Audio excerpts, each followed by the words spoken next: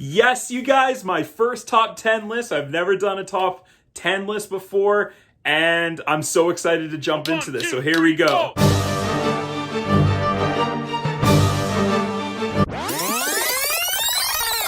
Hey everyone, welcome back to Mr. Teach Film Preach. Hope you guys are having a great day. If you're new to this channel, thank you so much for joining. If you like movies just as much as I do and need to learn from them as much as I do, then you are in the right place. Please click like down below and subscribe. That would be wonderful. I'm trying to get to 1,000 subscribers this year. If I can do that goal, so much to do this year. So many great movies to talk about. I'm so excited for this 2021, this roster of a year coming up. Now this is a little weird considering this is like my first video of 2021. So it's weird to be making a video in 2021 and want to talk about the films that are coming out this year, but I'm taking a little bit step back into the past to talk about this past year's best top 10 films of 2020. I know I'm a little bit late to the game and I've kind of put off on this list a little bit because there's some of these films that up here in Canada, I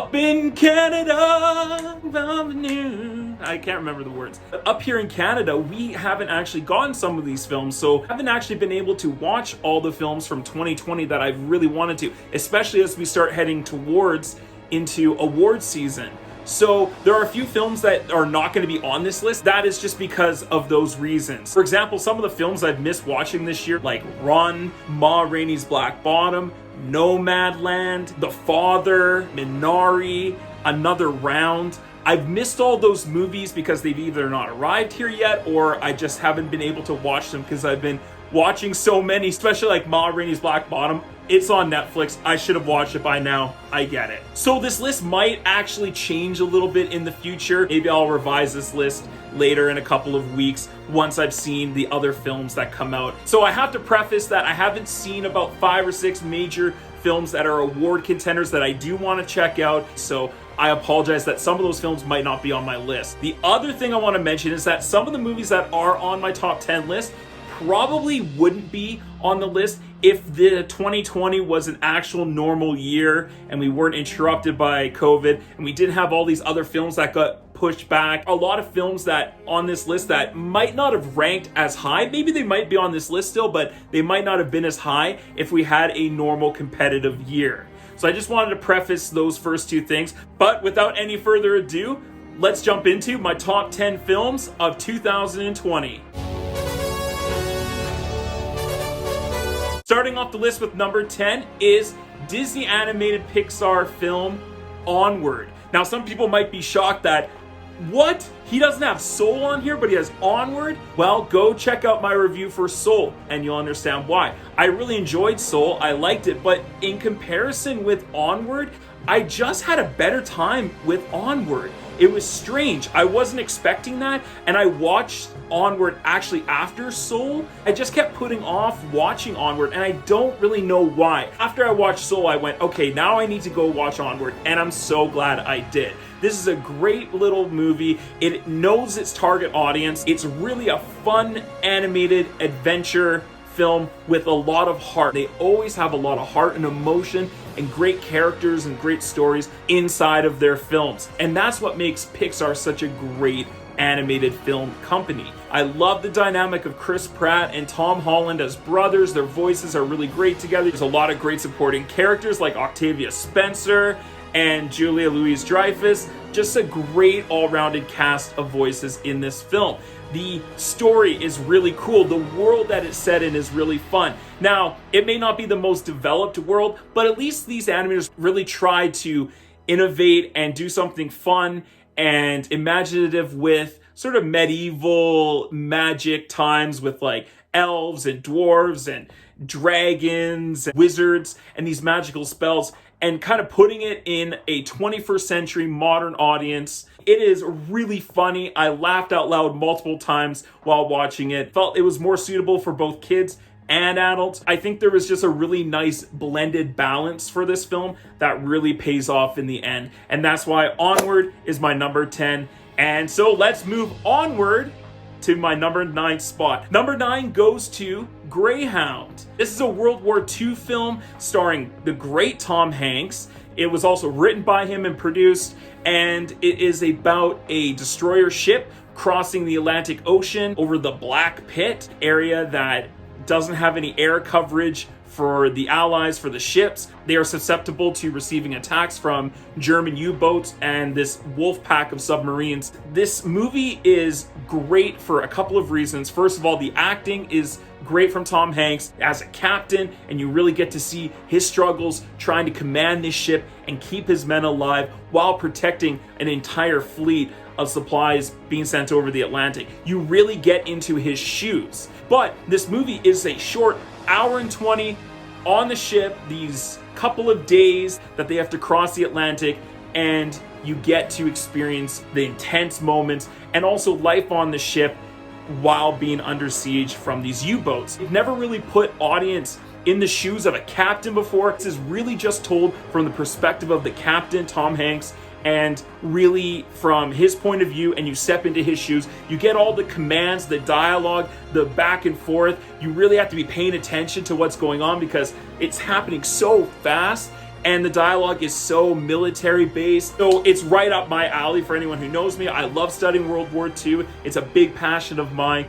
Even got my World War II communist gas mask right next to me. You get an hour and 20 of just action and tension and stress. Once you're out at sea, it doesn't really let up till the end of the film because it's just purely that event of crossing the Atlantic. You don't get to really know the characters all that well except for the captain, but the other characters are really disposable in this movie, and it's just that one event of those couple of days across the Atlantic. There's nothing else being said. It's not trying to say anything new about World War II. It's just an experience film like Dunkirk. It'll probably be nominated for Best Visual Effects, maybe some sound editing in there, but it is not like an Oscar-worthy movie. It's not winning Best Picture. It's not even going to get Tom Hanks nominated for Best Actor. But it's a really entertaining film that I was really surprised at. Coming in at number 8 is The Gentleman. Now, this is a Guy Ritchie film that came out at the beginning of 2020, before the pandemic, before anything had happened, and I saw it in theaters, and when I walked out, I was so happy. I was really skeptical that he was going back to his crime roots. I thought maybe he had peaked in that genre, that we didn't have any more stories from him from there. You know, he had done such great jobs with Lock, Stock, 2 Smoking Barrels and Snatch, and then he had a little bit of a lapse with the crime genre with Rock and Rolla. It's not a bad movie per se, but it was okay, and I thought he had moved on to doing safer films and franchise films like Sherlock Holmes, Aladdin, and King Arthur, and all that. It was so nice to see him return to his original genre that made him a household name, that I truly think is when he is at his best, are these crime, underground, grimy, British crime sort of stories. His cast is outrageous. You got Matthew McConaughey, Colin Farrell, Hugh Grant, Charlie Hunnam, Jeremy Strong, Henry Golding, just to name a few. This movie has such charismatic characters. His dialogue is snappy and witty and over the top, but wonderful. Complex storytelling, as does a lot of his crime movies. And this is no different. The way it's told, it's chopped up. It goes back and forth in time. You're not quite sure if you're in the past or in the future. So you really kind of have to be paying attention to the details. And that's maybe one of the downfalls of this movie, is that it can be hard to follow, especially the first time around. But so much story is happening, so much things have to be explained, so much has to be set up before we can actually dive into the characters and into the overall story. That's my only downfall with this film. Otherwise, it is a great return to form for Guy Ritchie. I loved Matthew McConaughey in this movie. One of Hugh Grant's best performances he's ever done. This and The Man from U.N.C.L.E., if he keeps doing things like this, I'll continue to go and watch him in whatever film he chooses. It's really nice to see him do something different than just rom-coms, and now is becoming a really great character actor, and I love it. The fight scenes are really great. The action scenes are awesome. It's really funny. It's really witty. Again, it's not going to get nominated for any Academy Award, but it is an entertaining film. It is a great popcorn flick with a little bit of a flair criminal underworld touch to it, like Guy Ritchie has. So The Gentleman has a lot of charm, a lot of class, and that's why it gets my number 8 spot.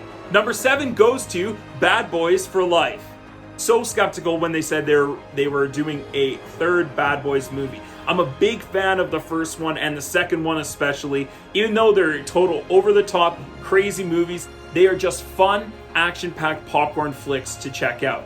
However, when they were saying that they're doing this third one, I thought the Bad Boys franchise was over. I didn't really want to see anymore. I thought they'd kind of done everything with those characters.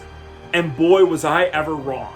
I think this is actually the best Bad Boys out of all three movies. It is the most rounded film. It has the best character development. It has some of the best acting from both Will Smith and Martin Lawrence. It has some great tension. It's got some really laugh out loud hilarious moments like the other two do. They are able to capture the magic and spirit that the other two had, but actually infused good stories and great character development to really make this movie pop so much more.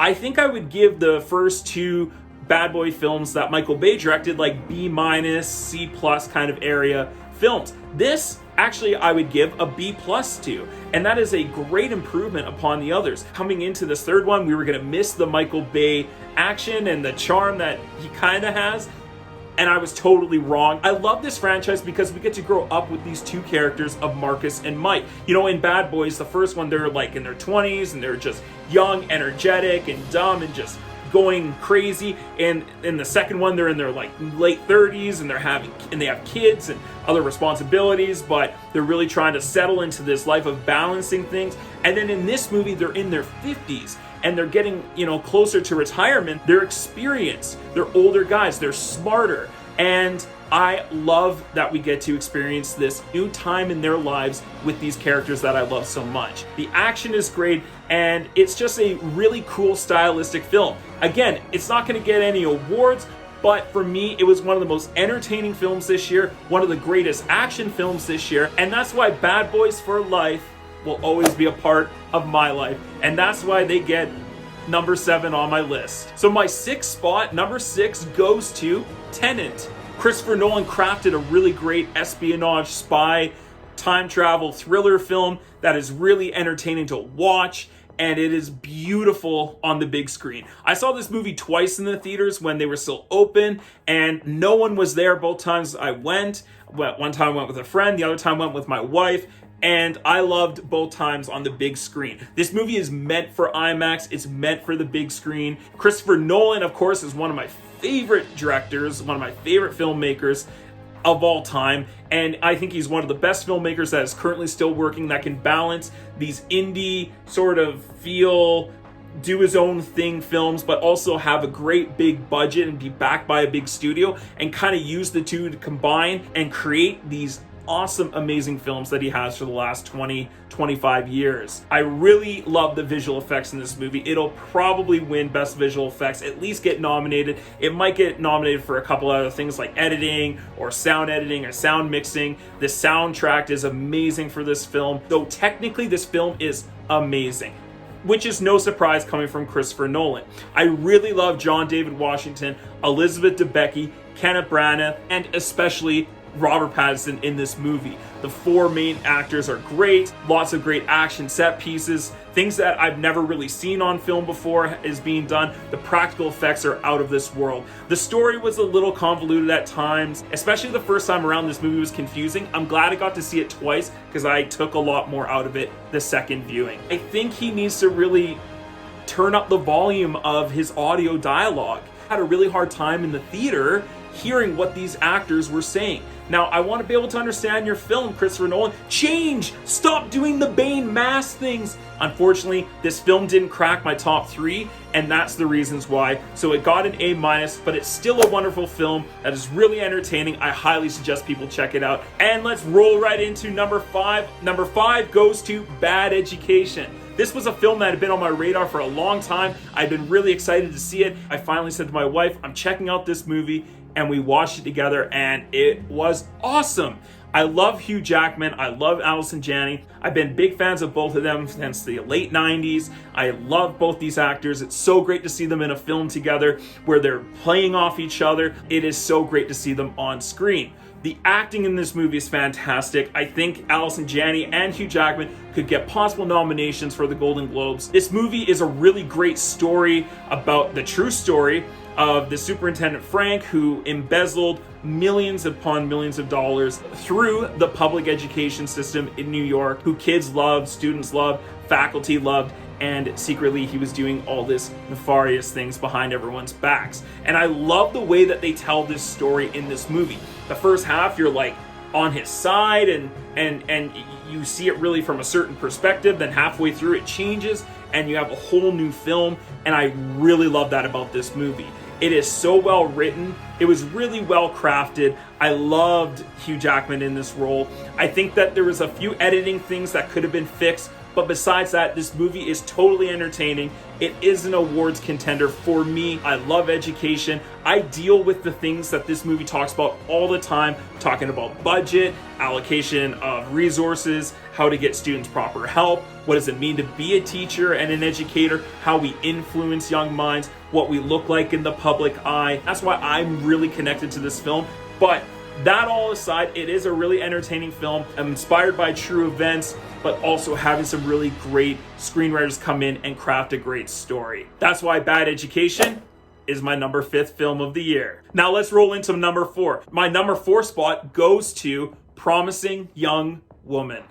This is a movie that I have had on my radar for a year. I've been wanting to see this. I heard about this last February, I think, and then I heard about it again later in the summer when it started to go into some festivals. Then I realized I can't get it here in Canada, and I probably wasn't going to be able to. So then, come the beginning of January, last week, I'm on Apple TV, and there's Promising Young Woman to rent. And we loved this movie.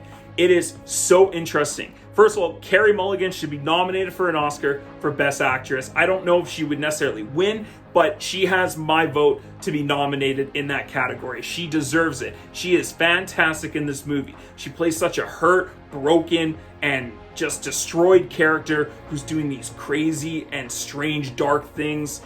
And we're not sure why for so much of the film. And as that mystery unravels, we go from like not understanding her to really understanding her to sympathizing with her, then to getting on her team for the things that she is about to do to these guys that are just awful people. The movie is not subtle at all. It is very much on the nose what it's trying to say, but I love that about this film. The things like this need to be addressed. This movie talks about some really dark and some really in-depth, hard, taboo things to talk about in our culture. How we view women and societal expectations, how we victimize or don't victimize certain people. This film really explores these great, big, dark ideas and does it in such a great and inventive way, a really creative way. This movie wasn't what I expected it to be. I was expecting it to be sort of this like Dexter sort of killer, getting rid of all these guys, and that's not what it ended up being at all. And I'm so glad that they averted my expectations.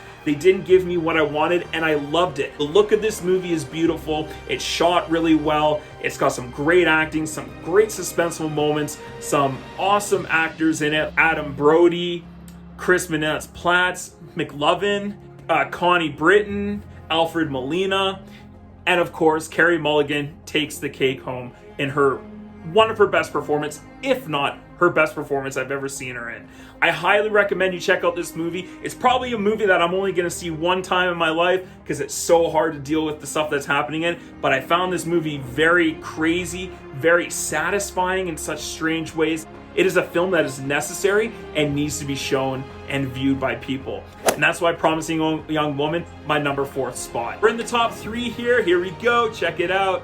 My 3rd place trophy, my bronze medallion, goes to Palm Springs. This is a movie that I had no expectations for. I hadn't seen any of the trailers. I kind of knew what it was about. I knew that they were sort of taking a riff on Groundhog Day, time travel, loop thing, and didn't really have an interest in seeing it. The day it came out, I watched it and loved it. It was so good. I really appreciate films that take a idea or a genre and they kind of make it their own. Even though they're inspired from something that's already been done, they have their own spin on it. And that's what this film is. It's a fresh perspective on the stuck in a time loop. Groundhog Day had one character, Bill Murray, stuck in the time loop. This one has two. And actually, it kind of makes it better because you're able to see different perspectives. Not just one character, but you have two. And that kind of elevated this movie for me in the first place. Secondly, Andy Samberg and Kristen Milioti, I think I'm saying her name right, are amazing in this film.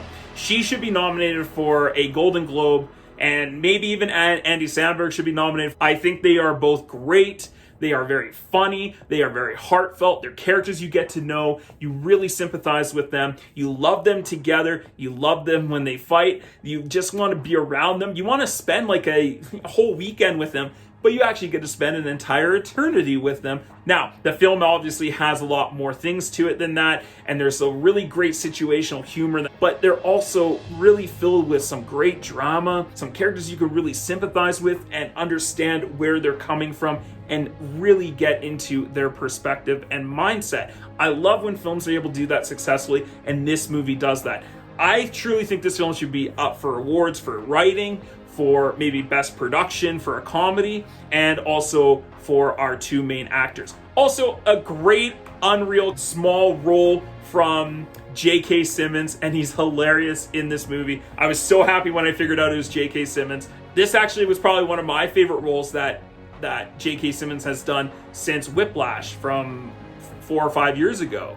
There's some great visuals in this movie. It is really well shot. It is very imaginative without being too cheesy. It's got some great romance. It's got some heart. It's got some great comedy. It's just a great movie smoothie of multiple things, and they blend it really well. It was also produced by Lonely Island, by Andy Samberg's company, and it was really great to see a film that he was taking maybe a little more seriously, but also being really fun and ridiculous at the same time. And I thought they balanced it really well. That's why this film gets my third place. It gets the bronze trophy. Rolling into our runner-up, my silver medal, my second place goes to The Invisible Man. Now, unlike Promising Young Woman, which was on my radar for a year, this movie I had no desire to see. I couldn't care less for this movie. I thought, first of all, it was The Invisible Man and that whole old storyline, and it is, but it's with a modern day twist, and it's well done. So I wasn't really going to be that interested in it, and then my wife was the one who really wanted to see it, so we sat down and watched it, and I was blown away. Elisabeth Moss should be nominated for a Best Actress for sure in this role. She is incredible in this movie. I love her so much, but this is my favorite role she's ever done. That's Handmaid's Tale, Mad Men, and all the other film roles she's ever done. No, this to me is her best performance. She is playing a battered, broken woman who is being abused, trying to get out of this abusive, super scary relationship, and she's being gaslighted, but is super hyped up because he has an invisible suit.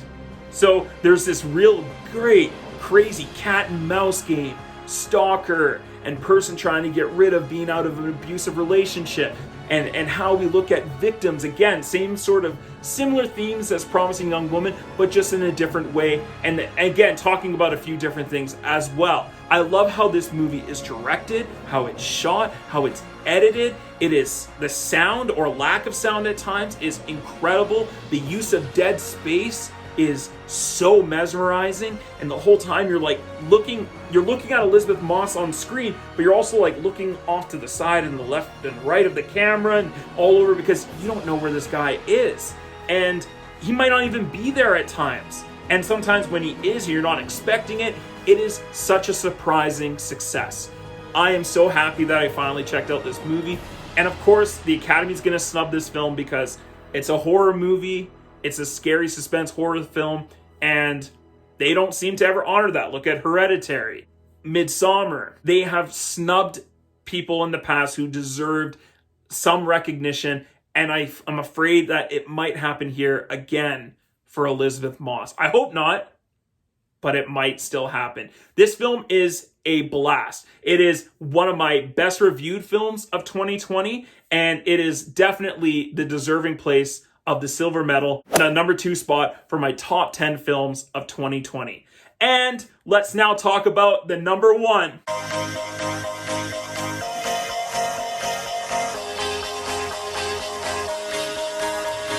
Our gold medal, the champion of the films of 2020, my number one spot goes to The Trial of the Chicago 7. I know what people are thinking. That is such a safe choice. Everyone's talking about this film. It's Aaron Sorkin, yada, yada, yada. But you have to give this movie credit where it's due. But actually, this was one of the other two movies that I gave an A to this year. First one being The Invisible Man, and then this one being The Trial of the Chicago 7.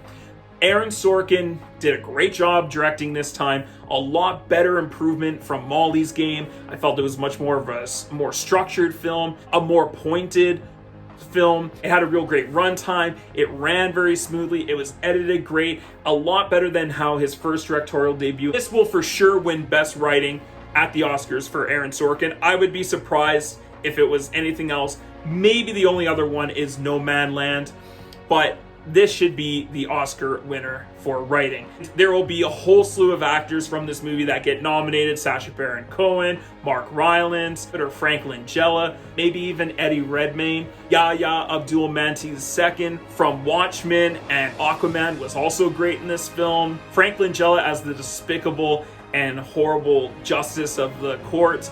The judge was just amazing in this film too, and the Academy loves Frank Langella. So I wouldn't be surprised if a lot of the actors in this film get nominated, if Aaron Sorkin gets nominated, if this overall production gets nominated. It is a political courtroom drama, and I'm so not into those movies, you guys. I'm totally uninterested in watching those. Besides A Few Good Men, Aaron Sorkin again. I've never really been a big fan of political courtroom dramas. I'm not into them.